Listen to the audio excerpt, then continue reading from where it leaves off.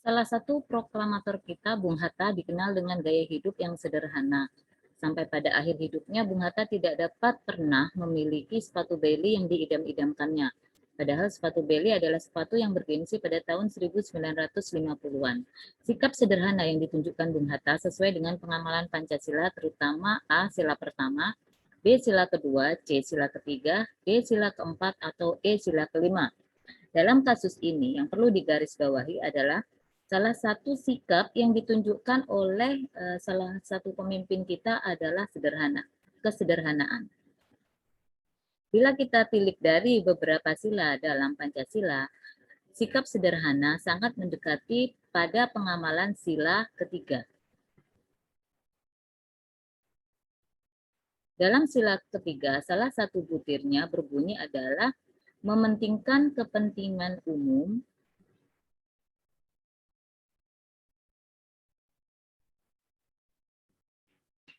dibandingkan kepentingan sendiri.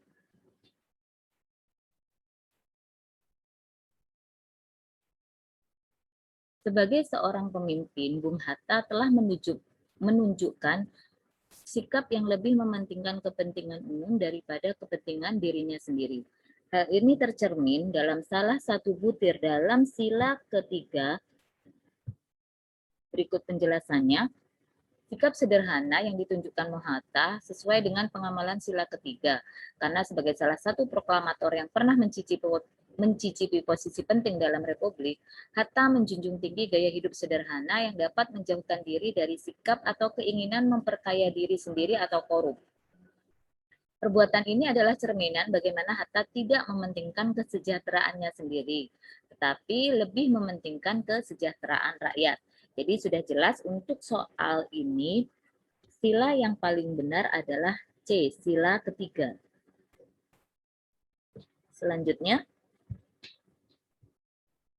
terjadinya demonstrasi besar-besaran di wilayah Provinsi Papua dan Papua Barat yang disertai dengan aksi persekusi, pengerusakan, dan penjarahan di kantor pemerintahan adalah wujud penerapan penyampaian suara publik di muka umum yang bertentangan dengan Pancasila, khususnya sila ke-1, B. Sila kedua, C. Sila ketiga, D. Sila keempat, atau E. Sila kelima. Dalam soal ini, poin penting yang harus kita garis bawahi adalah demonstrasi. Demonstrasi adalah salah satu bentuk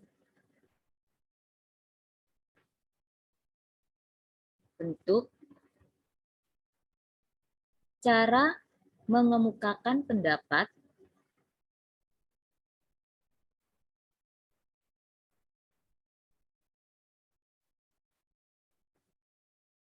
di depan publik. Hal ini diatur dalam salah satu sila dalam Pancasila, yaitu sila keempat. Namun dalam kasus ini, adanya demonstrasi menimbulkan aksi persekusi, pengerusakan, dan penjarahan.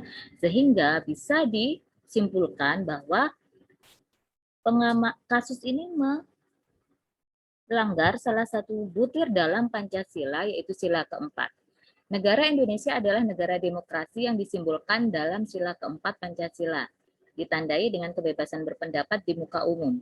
Demonstrasi merupakan salah satu bentuk penyampaian suara rakyat, akan tetapi jika disertai dengan aksi persekusi, pengerusakan, dan penjarahan, merupakan penyimpangan terhadap sila keempat. Jadi sudah jelas, untuk soal ini jawabannya adalah D. Selanjutnya, di kota Z sering terlihat anak-anak yang dipekerjakan di pinggir jalan, seperti mengamen, menjual rokok, sampai meminta-minta. Hal ini sangat memprihatinkan karena seharusnya anak-anak tugasnya adalah belajar dan mempersiapkan diri untuk menjadi generasi penerus. Dalam memajukan bangsa, konteks di atas merupakan contoh pelanggaran Pancasila sila ke-A5, B4, C3, D2, atau E1. Dalam kasus di soal ini terjadi eksploitasi anak.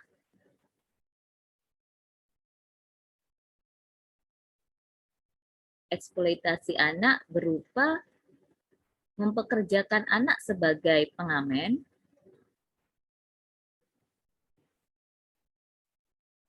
penjual rokok,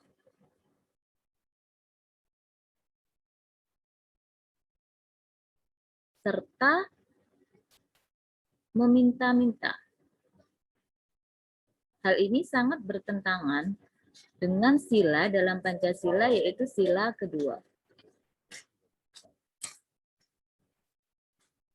Bisa dijelaskan, butir yang menjelaskan tentang kasus ini adalah semestinya anak di bawah umur tidak sepantasnya dipekerjakan karena tanggung jawab mereka adalah sekolah dan belajar dengan tekun. Mempekerjakan anak di bawah umur termasuk ke dalam contoh pelanggaran sila kedua tentang perbudakan. Mempekerjakan anak di bawah umur termasuk tindakan yang melanggar sila kedua karena anak-anak tidak dilakukan secara semestinya dan tidak manusiawi. Jadi sudah jelas untuk kasus ini pelanggaran yang terjadi adalah sila kedua.